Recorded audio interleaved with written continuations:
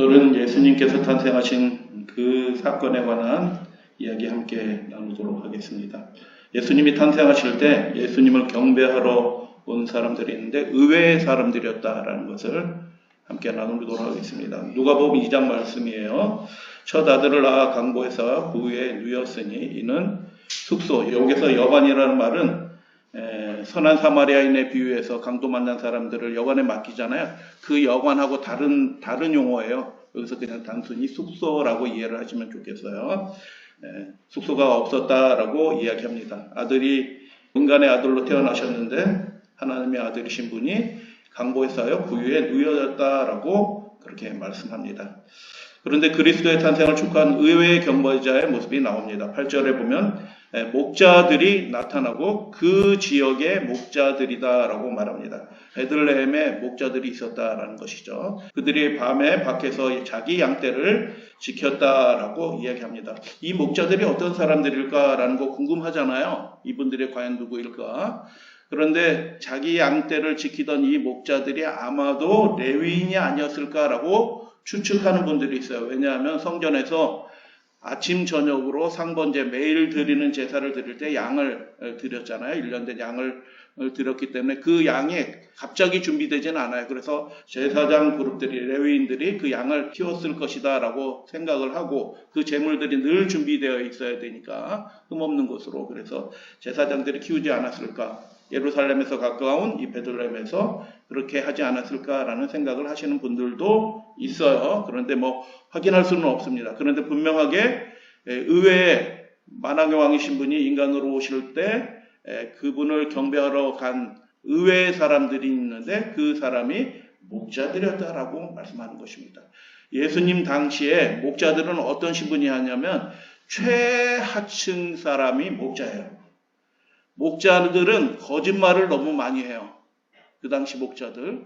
거짓말을 너무 많이 하고 물건도 훔치고 이러는 사람들이기 때문에 사람들이 목자의 말을 믿어주지를 않아요. 그 목자의 말을 믿어주지 않기 때문에 목자들은 법정 증인으로 세워지지도 않습니다.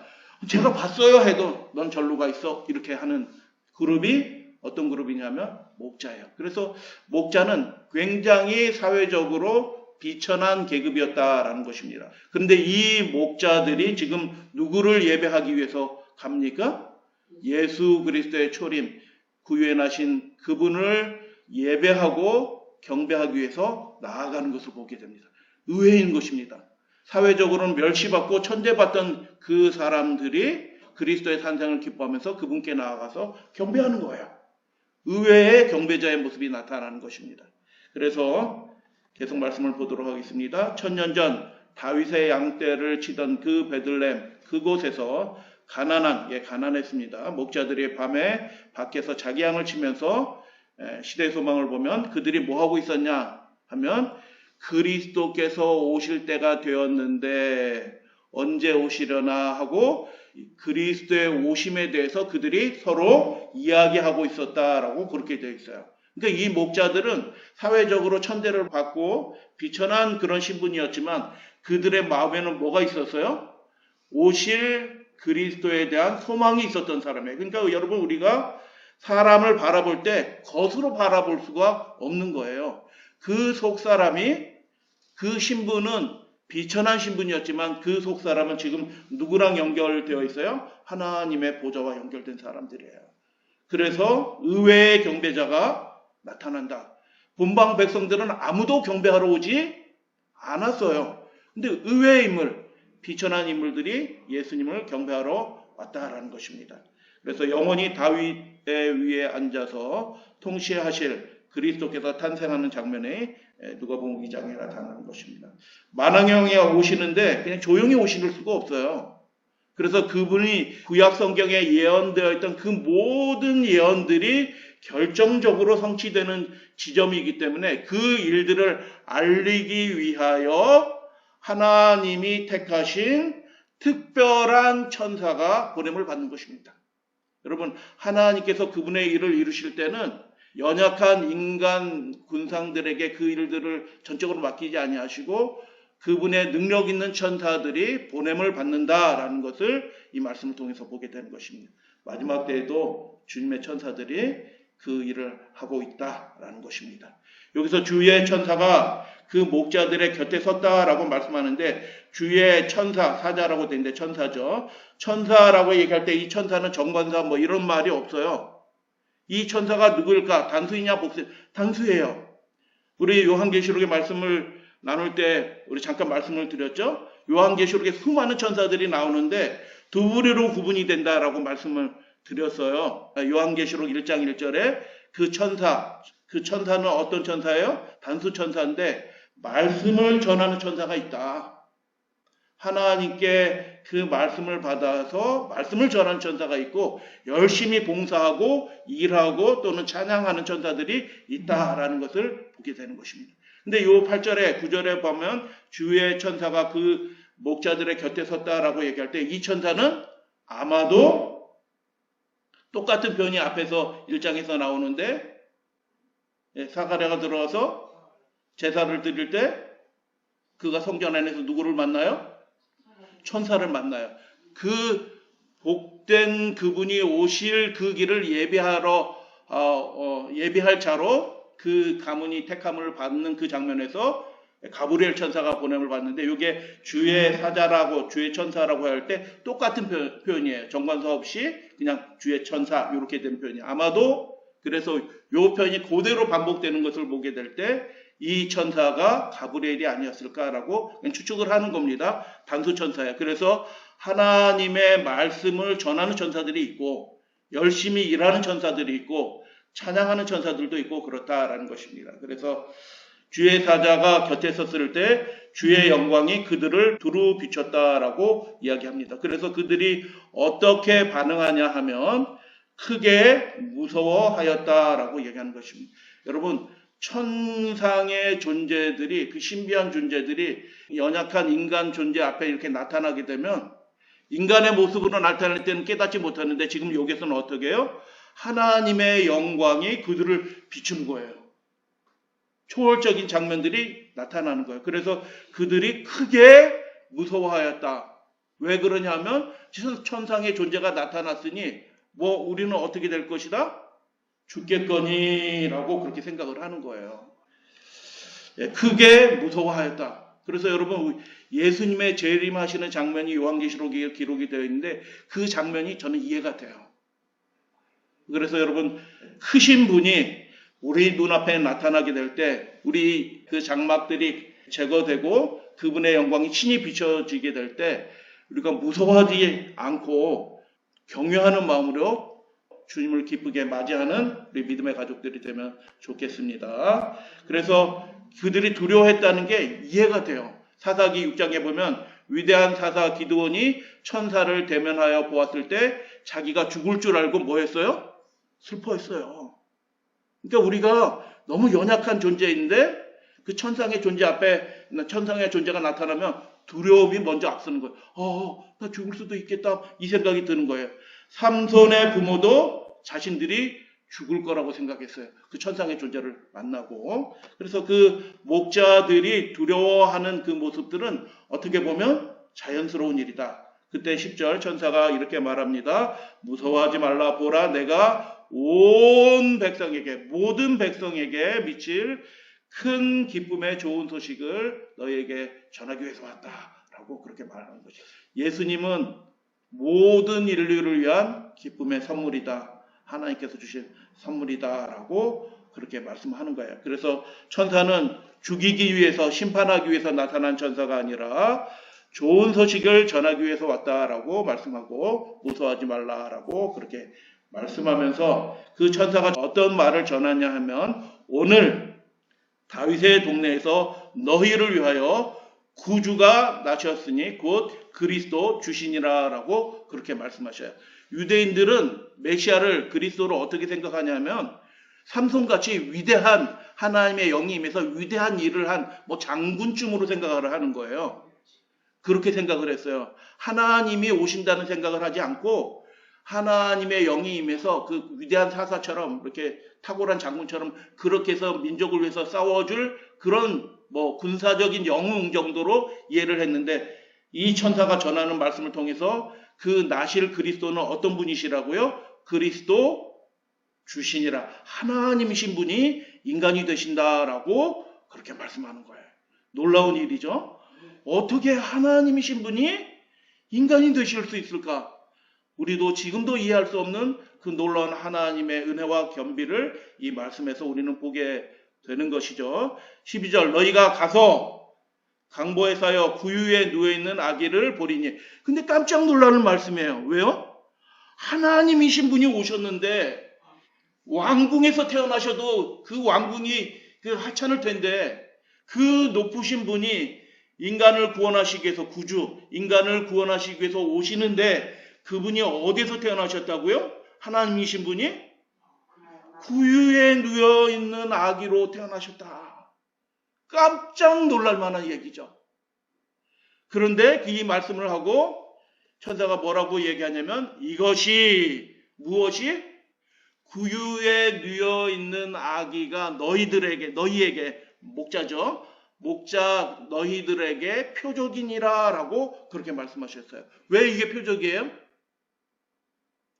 여러분 구유에 누워있는 아기의 모습은 일상적인 것은 아니에요. 아무리 봐도. 그렇기 때문에 가서 찾아봐서 아기가 난 베들레헴이 큰 동네가 아니잖아요. 그죠? 큰 동네가 아니기 때문에 물론 호정령 내려서 왔지만 사람들이 많이 몰렸어요. 평상시보다. 호정령 내렸기 때문에 많이 모였지만 여전히 작은 동네야. 아주 작은 동네. 그래서 거기서 아기 태어난 집 누구요? 어디에 있어? 라고 물으면 저 집이요 라고 얘기할 거예요. 근데 저 집이요 해서 가봤더니 그 태어난 아기가 하나님이신지 아닌지 단번에 이해할 수 있도록 표적이 될 것이다. 어떻게? 구유에 누워있다 라고 하니까 야 이분이구나 라는 것을 너희가 알아차릴 수 있을 것이다 라고 그렇게 말하는 것이에요. 근데 하늘 왕이신 하나님이신 분이 구주이신 분이 인간으로 태어나는 그 장면과 관련하여 하나님의 겸비예요. 야 하나님이 어떻게 이렇게 겸비하실 수가 있을까? 여러분 능력이 많으신 분들은 대접받는 게 익숙해요. 이 세상 사람들도 높은 사람들은 대접받고 칭찬받는 게 익숙한 존재들이에요. 그러나 하나님이신 분, 천천만만의 천사들의 경배를 받기에 합당하신 그분이 인간으로 나셨는데 구유에 누인 무력한 아기로 태어나신 그 하나님의 겸비를 목격한 존재들이 어떻게 반응하냐 하면 이게 참 아름다운 반응이 있거든요. 13절 호련히 눈에 가렸던 존재들이 안 보였던 영적인 존재들이 그들의 눈앞에 보이면서 하나님이신 분이 어떻게 이렇게까지 겸손해지실 수 있을까라는 것, 그 장면을 목격한 누구예요? 타락하지 않은 하늘 천사들이 그 하나님의 겸비하심을 보고 가만히 있을 수 없어서 수많은 천군들이 그 천사들과 함께 하나님을 찬송하는 장면이 보이는 것입니다. 여러분 우리가 예수 그리스도 우리 주님을 찬송할 이유가 있을까요? 있는 것입니다. 그분은 대접받기를 원하지 아니하시고 자신의 생명을 속전으로 내어주시기 위하여 그 영광의 보좌를 떠나서 이 낮은 자리에 내려오셨을 뿐만 아니라 인간의 자리에서도 그 더 낮은 자리 구유에 누인 연약한 아기로 태어나셨을 때 그 장면을 목격하는 증인들이 어떻게 해요? 벅찬 감격에 야 하나님이 어떻게 이렇게까지 하실 수 있을까라고 하면서 하나님을 찬송하였다라는 것입니다. 여러분 우리가 하나님의 모습을 닮아갈 때 우리의 삶에서도 영광이 드러나요. 근데 우리의 삶에도 영광이 드러나게 될 때 어떻게 드러나냐면 우리가 당연히 받을 대접을 잘 받으면 나는 이런 사람이 대접받기를 원하면 영광이 안 드러나. 그런데 내가 겸비하게 내가 이런 사람임에도 불구하고 주의 나라와 주의 뜻을 위해서 겸비하게 낮아져서 그것을 아무렇지도 않게 낮아진 상태에서 하나님의 일을 그렇게 섬기면 우리의 삶을 통해서 무엇이 드러나요? 하나님께 올려드리는 영광이 드러나는 거예요. 네, 그렇습니다. 그래서 이 목격게 된 수많은 증인들이 하나님을 찬송하는 장면이 갑자기 호련히 쫙 보이는 것입니다. 지극히 높으신 곳에서는 하나님께 영광이요, 땅에서는 하나님이 기뻐하신 사람 중에 평화로다라고 천사들이 찬양하는 것입니다. 이게 그림으로만 이렇게 보일 수밖에 없어서 유감해요. 이거 상상할 수 없는 장면이에요. 그 천상에 신령한 존재들이, 그 빛을 가진 존재들이 그 무력한 아기로 태어나신 하나님을 바라보면서 정말 목소리를 다하여 하나님께 찬송을 올려드리는 그 장면을 한번 생각해 보세요. 경이로운 장면이에요. 그 장면에 목자들이 함께 참여했다. 정말 놀라운 복을 받는 것입니다. 지극히 높으신 곳에서는 하나님께 영광이에요.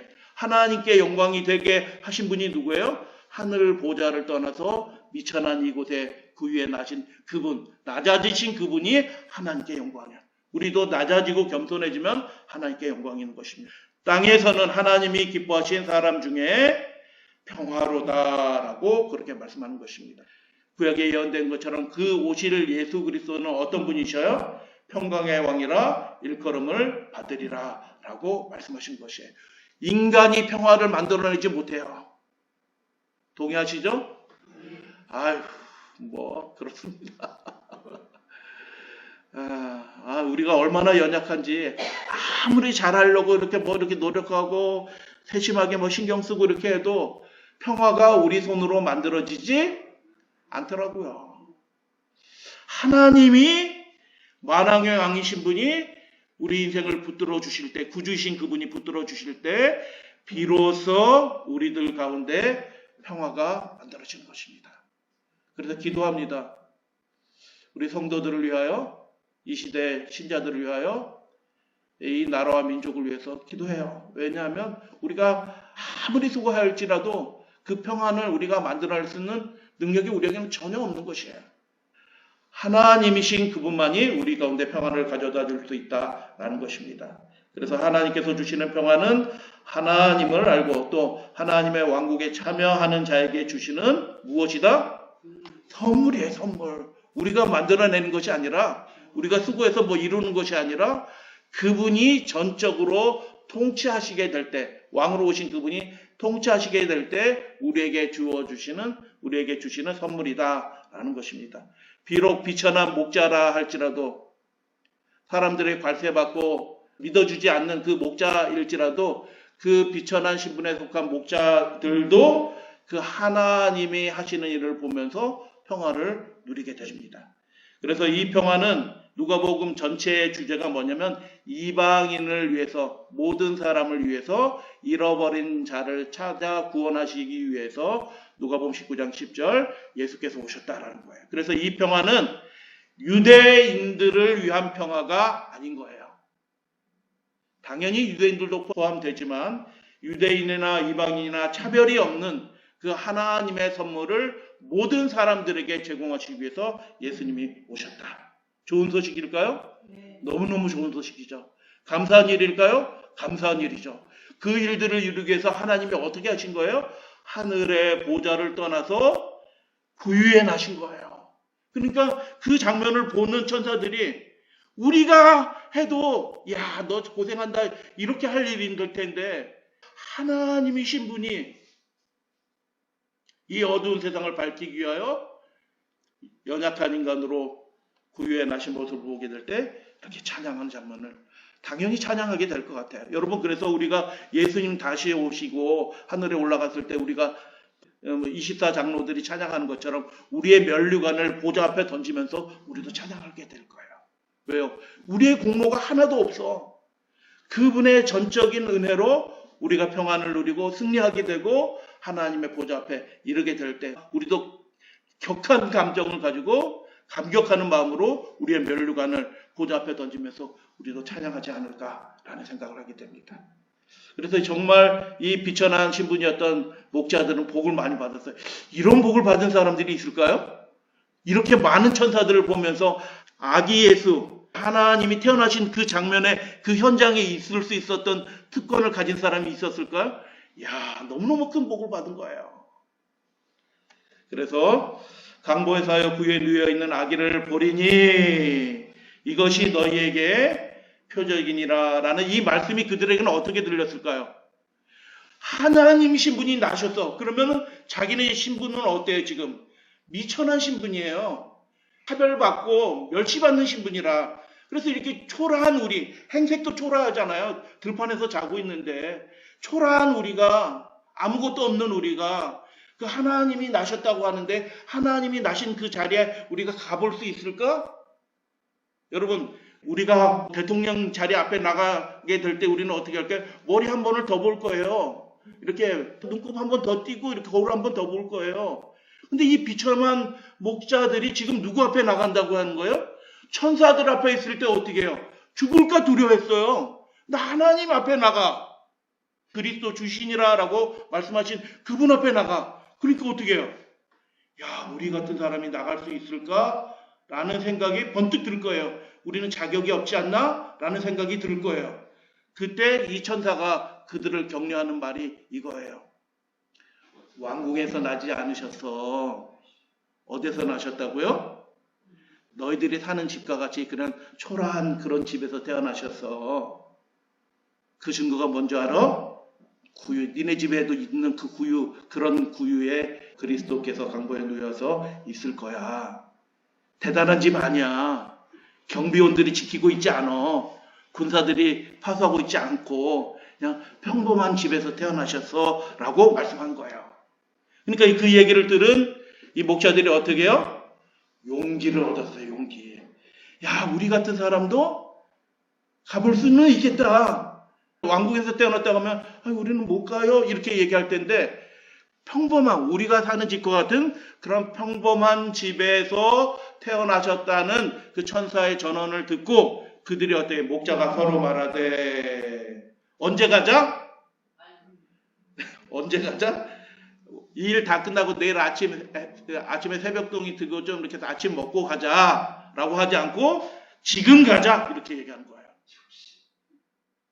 여러분, 하나님이 표적을 주시는데 그 표적은 어떤 표적이냐면 우리로 하여금 용기 내게 해 주시는 그런 표적들을 우리에게 주셔요. 희망을 갖게 해 주시는 것이 표적이에요. 하나님은 그 연약한 자들도 하나님을 바라보고 있으면 그들의 마음에 용기가 생기고 힘이 생겨서 야, 나 같은 사람도 하나님 앞에 나갈 수 있겠네 하고 하는 용기가 생기도록 하나님 표적을 주시는 거예요. 얼마나 좋으신 하나님인지 몰라요. 그래서 좀 씻고 가자 이렇게 하지 않았어요. 씻고 옷 챙겨 입고 딱 좀 하고 똑바로 하고 가자 하는 게, 우리가 사는 집과 같은 평범한 그런 집에서 태어나셨어 라고 얘기를 하니까 그들이 용기를 얻어서 야, 그러면 우리가 서로 얘기했던 그분이 나셨다고 하는데 지금 빨리 가보자 이렇게 얘기한 거예요. 여러분, 우리도 천사가 전한 이 말씀처럼 연약하고 낭망하고 비천한 사람들일지라도 예수님 앞에 나올 수 있도록, 야, 우리 같은 사람도 예수님 앞에 나갈 수 있네 라고 희망의 표적이 되어주시는 우리 믿음의 가족들 되어주시면 감사하겠습니다. 비천하고 사람들한테 관심받고 아무도 안 믿어줘. 그래도 누구는 믿어줘야 돼요? 우리는 믿어주고, 하나님이 기다리고 계셔, 당신을 기다리고 계셔 하고 우리가 그렇게 연약한 자들에게 희망과 용기를 주는 표적이 되기를 원합니다. 그래서 비천한 사람이 증인이 되었어요. 어떤 증인이 됐어요? 그 역사적인, 지금 인류 역사뿐만 아니라 우주 역사 가운데서 가장 위대한 일이 벌어지고 있는 그 시점에 어떤 사람이 그 일의 증인이 됐어요? 당연히 천사들은 보고 있으니 찬양하지만 어떤 사람이 그 일의 증인이 됐어요? 아주 비천한 사람이,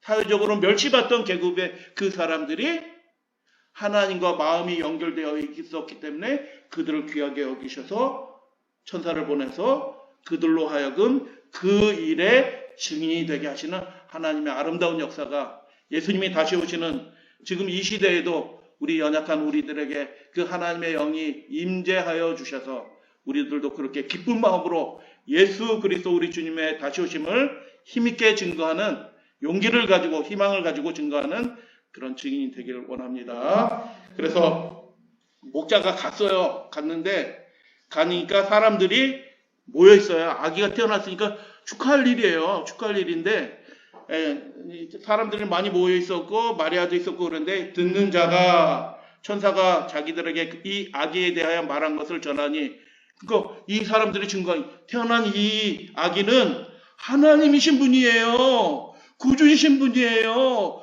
천사가 나타났고 하늘에 수많은 천사들이 찬양하는 것을 우리가 들었어요. 예언적인 찬양이었어요. 라고 하는 것을 이렇게 증거하잖아요. 어떤 사람이 증인으로서 자격이 없는 목자가 거짓말만 해가지고 사람들이 야 목자는 믿어주지 않는 그 사람들이 와서 증언을 하잖아요. 그런데 그들의 표정이 어떤 표정이에요?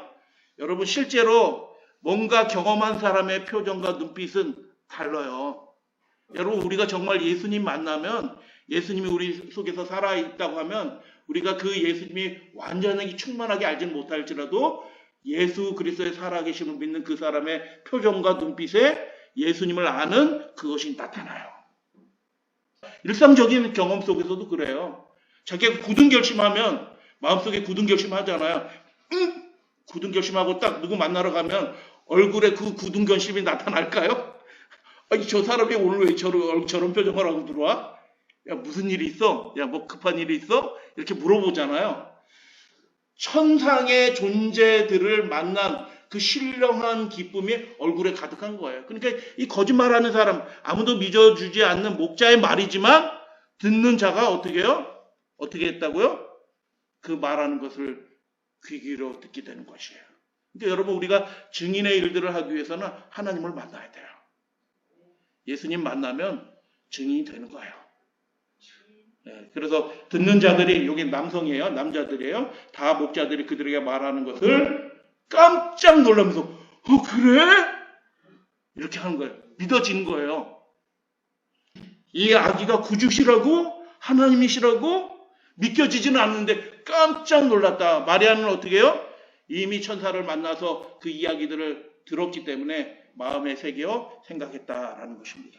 여러분 우리가 비록 연약한 자일지라도 하나님이 우리를 만나주시면 우리도 이렇게 위대한 일에 하나님의 증인으로 쓰임 받을 수 있다 없다? 있다라는 것을 보게 됩니다. 그래서 희망이 돼요. 누가 보면 이 2장의 사건들은 연약한 우리들에게 정말 놀라운 희망과 용기를 주는 장면이다. 그리스도의 탄생이 목자뿐 아니라 그 들판에 있었던 목자뿐만 아니라 우리에게도 어떻게 해요? 용기가 돼요. 우리 같은 사람을 위하여 우리를 구원하시기 위하여 이 낮은 곳까지 오셨다. 그리고 하늘의 천사들뿐만 아니라 목자들뿐만 아니라 그 예수 그리스도의 탄생을 우리가 상상하면서 말씀을 통해서 믿는 우리도 어떻게 해요? 하나님께 영광을 올려드리고 찬송하는 자가 되는 것입니다. 그렇게 이 연말을 하나님께 우리를 구원하신 예수님을 다시 한번 생각하면서 힘있게 감사 찬송을 올려드리시는 우리 믿음의 가족들 되시게 되기를 주님의 이름으로 축복합니다. 하늘을 바라보면 요즘 하늘 바라볼 일이 별로 없는데 하늘을 바라보면 별들이 보이잖아요. 저 먼 곳에 계신 예수님이 이 땅에 오셨고 승천하셨고 다시 오실 것입니다. 근데 말씀드렸듯이 다시 오실 때 그분은 자기 영광으로 오셔요. 천천만만의 천사. 놀라운 사건이 될 거예요. 마음이 준비되지 않는 사람들은 마음이 녹을 거예요. 그분을 기다리는 자들에게 다시 오실 때 초림 첫 번째로 오실 때도 표적이 주어졌잖아요. 그분을 기다리는 사람들에게. 그죠?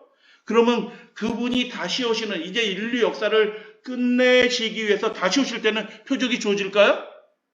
더 확실한 표적이 당연히 주어질 거예요. 그분의 오심을 전 세계에서 온 세상인 자 준비해야 되기 때문에 전 세계에서 그분께 속한 참된 증인이 외치는 일들을 하게 될 거예요. 그래서 이 표적은 베들레헴에 나타난 그런 표적이 아니라 예수 그리스도의 다시 오심을 준비하도록 하는 기다리는 그 사람들에게 주어지는 표적은 수적인 표적이 아니에요. 어떤 표적이에요? 전 지구적인 표적들이 단번에 사람들이 이거 이렇게 생각할 만큼 전 지구적인 표적이 주어질 것이다 라는 것입니다. 첫 번째 확실한 표적이고요. 두 번째는 용기를 주는 표적이에요. 누구에게? 그분이 다시 오심을 기다리는 사람들에게 용기가 되는 표적들이 주어질 것이다. 사사기 7장에 보면 확실한 표적이라는 측면이에요. 자, 사사기 7장에 기드온 사사가 나오는데 뭐 그렇게 해서 막 적군을 기가 막힌 방법으로 이제 물리치잖아요. 하나님의 신기한 방법으로. 그런데 적진에 정탐해서 가봤더니 그 군사들이 서로 뭐라고 얘기해요? 야, 보라, 내가 한 꿈을 꾸었는데 하나님이 이기게 하실까? 정말 이기게 하실까라고 하나님을 계속 시험하잖아, 기도원이. 그죠? 표적을 계속 구해, 표적을. 이게 확실한 걸 구한 거잖아요. 근데 하나님이 그 기도, 야, 내가 이 정도 했으면 좀 알아들어라! 이렇게 하지 아니하시고, 그 연약한 기도원이 하나님께 구하는 표적을 하나님께서 어떻게 해요? 확실하게. 그래, 너 확신을 가져. 해서 계속 들어주시잖아요. 참, 하나님 감사하신 분이에요. 우리로 하여금 뭘 갖기를 원하셔요? 우리가 확신을 갖게 되기를 원하시는 거예요, 하나님이. 우리가 뭘 갖게 되기를 원해요? 용기를 갖게 되기를 원하셔요. 그래서 하나님이 표적을 주시는데 희미하게 주시는 것이 아니라 확실하게 주신다라는 것을 이 사사기 7장을 통해서 보게 됩니다. 보리떡 한 덩이가 미디안 진영으로 굴러들어와 한 장막에 이르러 그것을 다 이렇게 휩쓸고 가더라. 14절 그의 친구가 대답하여 이르되 이것은 다른 것이 아니라 이스라엘 사람 요아스의 아들 기드온의 칼이라. 아이고 우리는 죽었다. 지겠다 하는 소리를 들으니까 기드온과 그 용사들이 어떻게 해요? 확신이 들어요, 안 들어요? 야, 이게 하나님이 이 일에 개입하시는구나 라는 것을 그들이 확신 있게 된 것이에요. 보리떡 한 덩어리. 무슨 떡? 여러분, 보리떡 드실래요? 고운 가루로 맛있게 한 밀떡 드실래요? 거칠은 뻣뻣한 보리떡 드실래요? 고운 가루로 착 채쳐가지고 맛있게 해서 말랑말랑한 그 떡을 드실래요? 그런 떡을 다 좋아해요. 근데 여기 왜 보리떡 한 덩이가 보였을까요? 기드온이 므낫세 반지파에 속한 사람이에요. 그 중에서도 제일 작은 지파라. 그래서 기드온이 막 일어났다는 소식을 때 저 신기한 놈이 일어났네? 저런 놈이 뭐 하겠어? 라고 생각하는 그런 존재거든요. 어떤 존재라고요? 멸시받고 비천하게 여기고 작게 여겨지는 사람이에요. 여러분, 하나님의 일을 하는 데 있어서 개인적인 능력은 별로 중요한 것 같지는 않아요. 우리에게 믿음과 확신과 용기만 주어지면 하나님께서 도와주셔요. 그래서 보리떡 한 덩이, 멸시받는 존재라는 뜻이에요. 보리떡 한 덩이 같이 별 대수롭지 않는 놈이 일어났네? 했는데 꿈속에서 나타나니까 그들이 두려워하게 된 거예요. 여러분, 이 마지막 시대의 일도 그렇게 이루어질 거예요. 대수롭지 않은 사람처럼 보이고 작은 무리예요. 작은 무리. 계시록에 나타나는 말씀처럼 작은 무리가 생겨났지만 그들로 통하여 하나님께서 확실한 표적을 주셨어요. 출애굽할 때 확실한 표적을 주셨어요. 문설주와 임방에 피를 바르라. 확실한 표적이잖아요. 여러분, 그런 일이 인류 역사 가운데 있었을까요? 없어요. 확실한 표적을 줘서 그들이 그 안에서 확신과 용기와 안심하도록 하나님께서 하시는 것입니다. 그래서 예수님께서 6월절, 마지막 6월절을 지키시기 위하여 십자가에 달리시기 위해서 예루살렘에 올라갔을 때 헬라인인데 유대교를 믿게 돼서 하나님을 믿게 된 사람이에요. 그러니까 그 사람들이 예수님을 찾아왔어요. 그때 예수님이 무슨 생각이 들었을까요?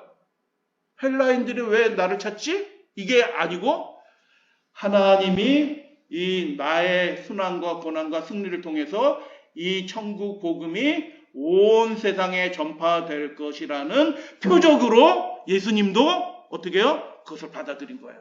그래서 예수님이 십자가에 달리시기 전에 우울하고 막 괴롭다, 막 정말 죄의 씨름 때문에 그런 적은 있지만 그 마음속에는 하나님이 하실 일들에 대한 확신이 가득했던 거예요. 표적이 주어졌어요. 누가 왔다고요? 헬라인들이 와서 만나기 위해서 야, 하나님이 그 일을 분명히 하실 것이다 라고 예수님도 확신을 갖게 된 것입니다. 그리고 재림의 징조에 관한 이야기들을 예수님이 예언하셨잖아요. 마태복음 24장 해가 어두워지며 달이 빛을 내지 아니하며 별들이 하늘에서 떨어지며 하늘의 권능들이 흔들리리라 라고 예수님의 재림. 여러분, 재림 다시 오시는 그분을 기다리는 사람은 이제 복음이 온 세상에 전파됐기 때문에 온 세상이 다 알아야 돼요. 그죠? 베들레헴에서 태어날 때는 베들레헴 목자들만 알아도 돼. 그런데 다시 오실 그분을 준비하는 일에는 온 세상이 준비해야 되기 때문에 전 지구적인 표적이 일어날 것이다 라고 예수님이 예언하시고, 계시록 6장에서도 여섯째 인을 떼실 때 큰 지진이 나며, 큰 지진이, 지구가 흔들리는 지진이 나며 해가 그리고 달이 이렇게 별들의 표적이 있을 것이다 라고 해서 징조들이 일어난 것을 보게 됩니다. 자세히 말씀드리지 않고, 이게 예수님이 하늘 지성소에 들어가시기 전에 이 땅에 그분에 속한 교회가 탄생하기 전에 여섯째 인을 떼실 때 리스본 대지진, 암흑일, 유성우 사건, 이런 일들이 연이어서 이루어지는 것입니다. 연이어서 이루어져요. 그래서 이 일들로 인해서 어떤 일들이 벌어지냐면 사람들이 두려워한 거예요. 두려워하기 시작했어요. 그래서 술을 마시던 사람이 스스로 술을 끊고 자신의 발로 교회를 다니기 시작한 거예요. 하늘의 징조들이 나타나니까. 그리고 동시에 다니엘과 요한계시록 그 종말의 사건에 대한 예언 연구가 전 세계에 폭발하게 된 것입니다. 여러분, 그분을 기다리는 사람들에게 무엇이 주어진다고요? 확실한 표적이 주어진다. 그리고 그분을 기다리는 사람들에게 그 표적은 어떤 표적이 된다? 용기가 되는 표적이 된다라는 것을 이 종말 사건들을 통해서도 보게 됩니다. 그들이 용기를 가지고 그래서 힘있게 전파한 거예요. 예수님 다시 오신다 라고 증거할 수 있게 된 것입니다. 이게 진리야 라고 전파되는 것이 아니라 정말 오신다 라고 힘있게 전파하게 하나님께서 하셨다. 마지막 때에도 헌신하는 주의 종들에게 용기를 주는 표적이 주어질 것이고 주어질 것이다 라는 말씀을 다시 한번 할 수 있게 되는 것입니다.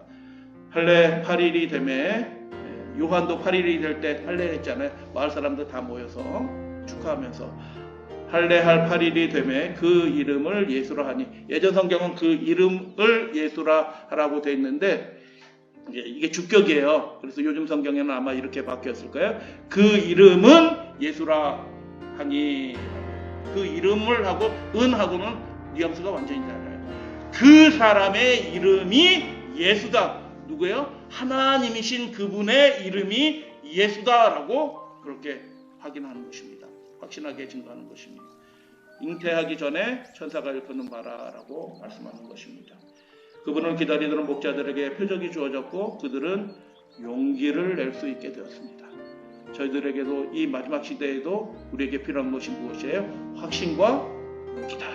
그래서 우리들에게 그런 확실한 믿음의 용기가 주는 표적이 이 시대에도 우리에게 주어질 터이고, 우리가 분연히 일어나서 우리의 신분이 비록 낮고 천하고 세상적으로는 뛰어나지 않을지라도 기드온이 그랬던 것처럼 이 목자들이 힘있게 증거할 수 있게 하신 것처럼 우리도 힘있게 예수 그리스도 우리 주님의 다시 오심을 증거하게 해 주실 것이다 라는 것을 여러분 믿으시면 좋겠어요. 청년교육자 인물들을 읽어드리고 오늘 말씀을 마치겠습니다. 그리스도께서 이 세상에 한 아기가 되신 것에 관하여 생각하면 할수록 그것은 더욱더 놀라워 보인다. 베들레헴의 구유에 놓인 그 무력한 아기가 어떻게 여전히 거룩하신 하나님의 아들일 수 있을까? 우리는 그것을 이해할 수 없지만 세계를, 광대한 우주를 만드신 그분께서 우리를 위하여 무력한 아기가 되셨다는 것을 믿을 수 있다. 어떤 천사들보다도 높으셨고 하늘의 보좌에서 아버지만큼 위대하신 분이셨지만 그분은 우리와 하나가 되셨다. 아멘. 그분 안에서 하나님과 인류가 하나가 되었으며 우리는 바로 이 사실 가운데서 타락한 인류의 희망을 발견한다. 아멘.